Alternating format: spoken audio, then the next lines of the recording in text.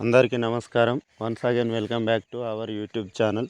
First time మన ఛానల్ని చూస్తున్నట్లయితే ఛానల్ని సబ్స్క్రైబ్ చేసుకోండి, వీడియోని లైక్ చేయండి, షేర్ చేయండి. టీచర్ అభ్యర్థుల కోసం మరోసారి టెట్ నోటిఫికేషన్ జారీకి విద్యాశాఖ కసరత్తు.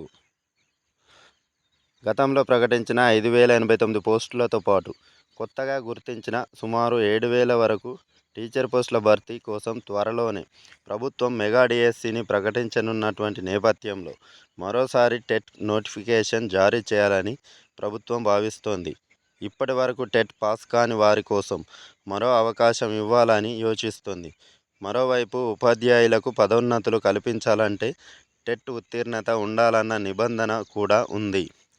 దీంతో ఉపాధ్యాయుల పదోన్నతుల సమస్యను కూడా టెట్ నోటిఫికేషన్ ద్వారా కొంతవరకు పరిష్కరించవచ్చని భావిస్తున్నారు. చాలామంది ఉపాధ్యాయులకు టెట్ అర్హత లేదు. టెట్ నోటిఫికేషన్ జారీ చేస్తే అభ్యర్థులతో పాటు ఉపాధ్యాయులకు కూడా ఉపయోగకరంగా ఉంటుందని అధికారులు భావిస్తున్నారు. ఈ క్రమంలోనే మెగా డిఎస్సితో పాటు టెట్ నోటిఫికేషన్ను సైతం విడుదల చేసేందుకు అధికారులు కసరత్తు చేస్తున్నారు. సీఎం నుంచి గ్రీన్ సిగ్నల్ వచ్చిన వెంటనే డిఎస్సి టెట్ నోటిఫికేషన్లు వరుసగా వెలువడే అవకాశం ఉంది.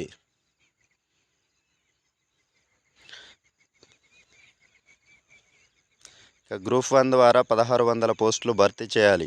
Rajya Sabha MP R Krishnaiah demand. తెలంగాణలో గ్రూప్ 1 ద్వారా 1,600 పోస్టుల భర్తీ చేయాలని Rajya Sabha MP R Krishnaiah demand చేశారు. గ్రూప్ 1 ద్వారా 563 పోస్టుల భర్తీ చేసేందుకు తెలంగాణ ప్రభుత్వం నోటిఫికేషన్ ఇచ్చిందని, కానీ కరెక్ట్గా లెక్కిస్తే 1,600కు పైగా పోస్టులు వస్తాయని ఆయన అన్నారు. ఆయన ఢిల్లీలోని తెలంగాణ భవన్లో విలేకరులతో మాట్లాడుతూ, రాష్ట్రంలో కొత్తగా జిల్లాలు ఏర్పడ్డ కారణంగా భారీ సంఖ్యలో గ్రూప్ 1, 2, 4 పోస్టులు ఏర్పడతాయని, కొత్త జిల్లాలకు, మండలాలకు, మున్సిపాలిటీలకు పోస్టులు మంజూరు చేయాలని డిమాండ్ చేశారు.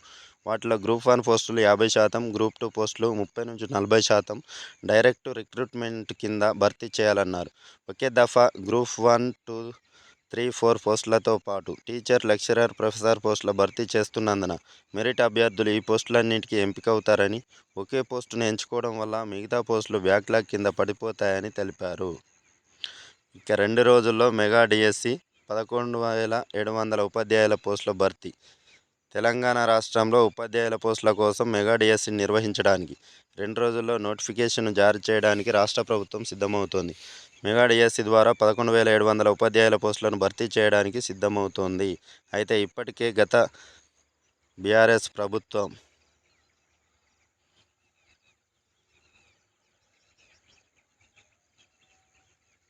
5,089 ఉపాధ్యాయ పోస్టులను భర్తీ చేయడానికి గతంలో నోటిఫికేషన్ జారీ చేసిన నేపథ్యంలో ఆ నోటిఫికేషన్ను రద్దు చేసి కొత్త నోటిఫికేషన్ ఇవ్వాలా, లేకపోతే అనుబంధ నోటిఫికేషన్ జారీ చేయాలా అనే సందిగ్ధంలో సర్కారు ఉన్నట్లు తెలుస్తోంది.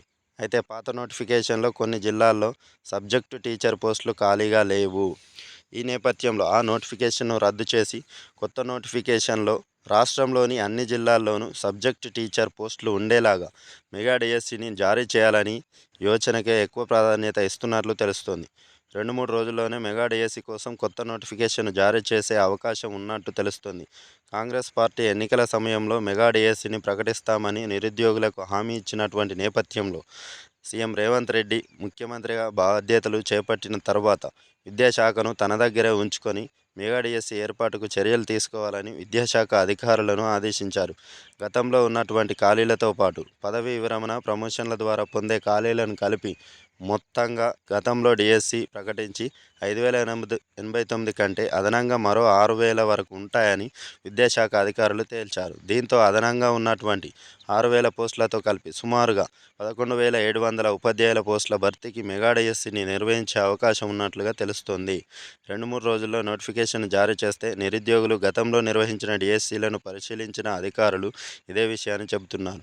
డిఎస్సి పరీక్షను జూన్ చివరి వారంలో లేదా జూలైలో నిర్వహించే అవకాశం ఉన్నట్లు తెలుస్తోంది. కాగా డిఎస్సితో పాటు టెట్ను నిర్వహించడానికి సర్కారు సమాయత్తమవుతుంది. టెట్కు సంబంధించిన నోటిఫికేషన్ను కూడా వారంలోపుగా జారీ చేయడానికి విద్యాశాఖ కసరత్తు చేస్తుంది. సాధారణ అభ్యర్థులతో పాటు ఇప్పటికే ఉపాధ్యాయులుగా ఉన్నవారు పదోన్నతుల కోసం కూడా టెట్ పరీక్ష అవసరం కాబట్టి టెట్ నోటిఫికేషన్ను కూడా జారీ చేసేందుకు ప్రభుత్వం సిద్ధమవుతోంది.